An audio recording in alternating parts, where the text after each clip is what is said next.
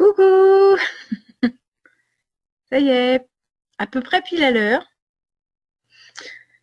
Je reprends les deux questions qui m'avaient été posées déjà la dernière fois, mais auxquelles j'avais pas pu répondre. La question, c'était, il y en avait une première, c'était Aline qui me demandait, pour ma part, j'ai remarqué que parfois, j'ai comme du mal à avoir des infos. Après que j'ai posé ma question, la réponse ne venait pas. J'ai eu le cas plusieurs fois, je me demande si ça vient de moi, problème de captage, ou si c'est l'animal qui, par exemple, ne souhaite pas répondre. En général, c'est plus de notre côté où ça pêche un peu, hein. Les animaux, c'est leur mode de communication habituel, je le rappelle. Donc ça leur pose pas en général trop de problèmes pour pouvoir nous parler par ce biais-là, par le biais de la communication animale. Après, quand nous, on a les réponses qui ne viennent pas, ça peut être... Donc soit on n'est pas assez... euh, dans un côté zen et serein d'esprit pour être à l'aise et pour pouvoir capter l'animal au niveau de son retour.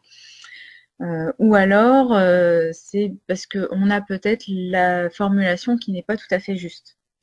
Je rappelle, hein, en petit conseil, et je donne toujours, c'est éviter les questions fermées. Dès que ça va être une question qui va amener comme réponse oui, non ou peut-être, clairement, là, le mental va revenir en quatrième vitesse et pour dire voilà, je reviens, tant mieux, je donne une réponse, peu importe si elle est bonne ou si elle est juste. Donc, il vaut mieux partir sur une question ouverte, où ça va être, par exemple, plutôt que de demander est-ce que l'animal va bien, oui ou non, on va lui demander comment tu te sens. Donc, comme ça, on va avoir plus de détails. Et il faut bien se souvenir aussi que si on n'a pas une réponse, ça peut être du côté de l'animal, où en fait, lui ne va pas souhaiter peut-être décrier un peu son gardien par rapport à quelque chose. Voilà, il va jamais chercher à mettre son gardien en porte-à-faux. Voilà, c'est des petites choses, mais en général, c'est plus nous qui sommes pas assez sereins au niveau de notre esprit pour pouvoir capter bien comme il faut. Donc, il faut vraiment être dans un bon état d'esprit, dans un côté serein, calme, détendu. Euh, Comme je dis, hein, si vous avez qu'une demi-heure pour faire une communication animale et que vous dites allez, là je reviens de faire mes courses, vite, il faut que je mette au frigo, après je fais la communication et après il faut que je parte au cinéma, oubliez, c'est pas la peine. Vous n'allez pas y arriver parce qu'il y aura ce côté trop d'attente pour avoir les informations rapidement, alors que finalement, il vaut mieux ne pas se mettre de barrière. Il y avait une deuxième question qui était de Yodray qui demandait le prénom de l'animal a-t-il une symbolique? J'ai l'impression que c'est souvent le cas. Exemple, un chat qui s'appelait Panique, souvent paniqué, etc. C'est pas toujours, non, c'est pas une généralité. Par contre, c'est vrai que bien souvent, quand y a un souci, ça peut être intéressant de regarder au niveau du nom. Ça m'est arrivé plus d'une fois, effectivement, ce genre de cas où clairement l'animal disait non, j'ai un nom qui ne me convient pas. C'était le cas d'une personne qui avait sa chienne qui était un peu en mode foufou, toute youpi yaou, faut faire un peu n'importe quoi. Et l'animal, en fait, la chienne s'appelait Mia. Et donc la chienne disait en communication, mais en fait, oui, parce que ça la rendait folle. Elle se disait, bah, Mia, c'est mi pour moitié, mais la moitié, non, je suis pas une moitié, je suis moi à part entière. Et puis A, pourquoi A, ça veut dire quoi le A? C'est la lettre qui veut dire quoi? Pourquoi je suis la moitié d'une lettre? Enfin, et elle tournait en boucle en fait dans sa tête, c'était vraiment source de stress. Et donc la personne a complètement changé ensuite le nom de son animal. Et donc de là, le comportement a complètement changé. C'est-à-dire qu'on a eu un animal après qui était beaucoup plus posé, beaucoup plus calme, serein. C'est si le prénom n'a pas été choisi par le gardien. Ça fait référence bien souvent aux animaux qui sortent de refuge, où on va se dire, même si ça part d'une bonne intention, on va se dire je ne vais pas changer son nom parce qu'il le connaît déjà, donc je vais garder celui-là, il saura que c'est de lui qu'on parle, qu'on l'appelle, etc. C'est une erreur parce que en fait, dans les refuges, je dis pas que c'est tous comme ça, mais dans beaucoup, en fait, quand l'animal est récupéré, c'est une question de rapidité. Il faut lui donner un nom, il faut rentrer l'animal dans le fichier. Donc, on lui donne un nom, soit un nom qui est choisi au hasard par un ou une bénévole, soit ça va être en fonction de l'année de naissance estimée, et on va choisir la lettre qui correspond et trouver le nom qui correspond. Mais disons qu'il n'y a pas de lien affectif qui va exister entre la personne qui aura choisi le nom de l'animal et l'animal. Le fait de changer le nom, ça peut avoir son intérêt dans le sens où ça va être un peu comme dire à l'animal, bah voilà, je t'ouvre les portes de mon cœur, je me mets à ton écoute et je décrète que ton nom, maintenant, le fait que tu vives avec moi, c'est tel prénom ou tel nom. Et en fait, ça va commencer à créer le lien que vous avez entre vous deux, hein, entre l'animal et vous. Donc ça a vraiment son importance de ce côté-là. Même si effectivement, au niveau sonorité, il ne va pas forcément le reconnaître de suite, je vous garantis que ça change quand même beaucoup la qualité de la relation ensuite. Quand on va appeler un animal démon ou monster ou des petites choses comme ça, bah, si c'est un nom qui lui était déjà donné d'avant et qu'on n'a pas choisi nous-mêmes, on prend le risque que, bah, attention, on lui a collé une étiquette qui n'est pas forcément donnée de manière positive puisqu'il n'y a pas d'émotion qui a été avec. Il n'y a pas eu d'émotion d'amour de créer, c'était juste pour le renseigner dans une base de données. Donc on prend le risque qu'effectivement l'animal s'identifie à cette étiquette-là et bah, derrière fasse des bêtises ou soit insupportable. La vibration des mots, ouais, voilà, ça c'est vraiment très très important.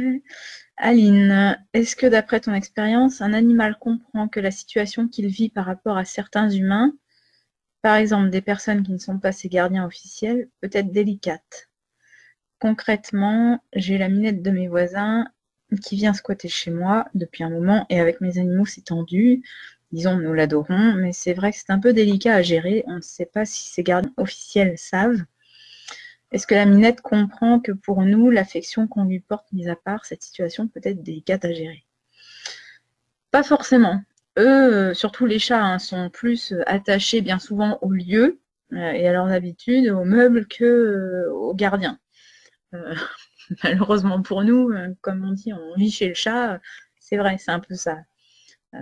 On a des animaux qui sont très attachés à nous, mais il y a des chats qui sont aussi très indépendants et qui vont parfois avoir peut-être même plusieurs familles en même temps parce que ce sont des chats qui sortent dehors et qui vont à droite à gauche selon la qualité de la gamelle, la qualité de présence. Ça peut être intéressant puisque là, on n'a pas forcément l'accord du gardien du chat en question, donc l'accord des voisins. Ça peut être intéressant de passer en tout cas en message simple, c'est-à-dire qu'on ne va pas avoir le retour de l'animal, donc on ne va pas intruser dans la vie de l'animal ni du gardien, mais en message simple de lui signifier que voilà, ce n'est pas la minette de la famille, qu'elle est tolérée ici en tant que visiteur, mais que pour autant, elle a bien sa vie à vivre ailleurs, et qu'elle est tolérée, mais que ce n'est pas pour autant qu'elle a sa part entière. Ça peut être bien de replacer les choses dans leur contexte pour que l'animal, en fait, comprenne où est-ce qu'on en est, nous, dans notre tête, et du coup, où est-ce que et comment lui, il peut se placer en parallèle. Parce qu'on a des chats plus que les chiens, hein, qui sont relativement assez têtus. Donc, des fois, on va poser des limites en disant, je vais prendre l'exemple tout bête, mais dire non, tu ne montes pas là, hein, tu restes par terre, ça c'est interdit comme endroit. Et puis, la limite va être comprise, mais elle va tenir peut-être 2-3 jours. Et puis, le quatrième, l'animal va recommencer. Chez le chat, voilà, il y a des limites à refixer régulièrement, alors que le chien, c'est beaucoup plus cool. On va lui poser la limite, il va comprendre, il va s'y tenir. Et le chat, voilà, il a tendance à vouloir tester de temps en temps. Là, je peux plus. Ah, si, d'accord. Ah, bah, je vais en profiter. Ou alors là, je peux plus. Ah, non, je peux toujours plus. Bah, je vais retenter dans quelques mois, quelques semaines, quelques jours. Tout dépend du côté caractère et têtu de l'animal. Ah ouais, c'est pas forcément évident à gérer, mais par le biais d'un message simple où on ne va pas chercher à avoir le retour de l'animal, et ben on peut voilà, se permettre d'avoir à passer un message à cet animal-là sans avoir l'accord du gardien, puisqu'on ne va pas intruser. Estéphania, faire une com à son animal lorsqu'on se présente à lui en disant que l'on vient de la part de sa gardienne, en l'occurrence moi, peut-il le perturber? Comment ça? Parce qu'en fait, c'est de la manière dont je fais apprendre la communication aux élèves. Donc, puisque justement, en stage, en fait, c'est ça, je prends jusqu'à 8 personnes maxi, et c'est-à-dire même s'il y a 8 élèves, les 8 vont faire en même temps un même animal. un animal de préférence, qui est à une personne du groupe. Et donc, les 8 vont se présenter, même y compris le gardien de l'animal va se présenter en disant, voilà, je viens de la part de tel gardien ou telle gardienne. Et ça gêne pas, en tout cas, qu'il y ait autant de personnes en même temps, puisque c'est un dialogue d'âme à âme. Ça serait de conscience à conscience. Là, oui, ça pourrait gêner. On pourrait avoir, moi, je l'avais testé par le passé, on a l'animal qui a conscience de ce qu'il dit. Donc, il veut dire, attends, j'ai dit l'info une première fois, j'ai dit l'info une deuxième fois, j'en ai ras-le-bol de me répéter, maintenant, basta. Là, le fait que ce soit un dialogue, une communication animale d'âme à âme, on est plus haut. Donc, en fait, on communique avec l'âme, et l'âme, elle est omniprésente et omnisciente. Ce qui fait qu'on pourrait être même dans 250 000 personnes à lui poser la même question en même temps. Ça poserait aucun souci à l'âme. Voilà, donc c'est juste ça. Après, est-ce que ça peut le perturber si c'est dans le sens? Est-ce que ça peut le perturber que ce soit nous qui lui parlions et qui nous reconnaissent? Non, en général, même, il se peut qu'on retrouve l'animal avant même d'avoir fini le protocole. En fait, il va venir nous chercher en disant hey, je suis là, vas-y, termine ton protocole, je t'attends, je sais où tu vas, je sais que tu me rejoins. Ça ne le perturbe pas plus que ça. Lui, il va nous reconnaître. C'est-à-dire que lui va savoir ah bah tiens, ouais, t'es ma gardienne, je sais que c'est toi, même si nous, on va essayer de se présenter en gardant un certain recul pour justement ne pas être complètement submergés d'émotionnel. Mais eux sont au courant et eux nous reconnaissent. On a des animaux qui, même si on ne les connaît pas de visu en faisant la communication, quand on va les côtoyer après, donc les rencontrer en visuel et en physique pour la première fois, ces animaux-là vont nous reconnaître. Donc là, pour moi, c'est effectivement la preuve matérielle comme quoi la communication animale, ça fonctionne. Parce que je cherche vraiment à être dans une qualité optimale, et même si on me dit oui, tu as fait la communication, et donc là, on a vu un changement de comportement, ouais, d'accord, mais c'est de l'impalpable. J'ai quand même mon côté cursus scientifique derrière moi qui aime bien avoir des preuves.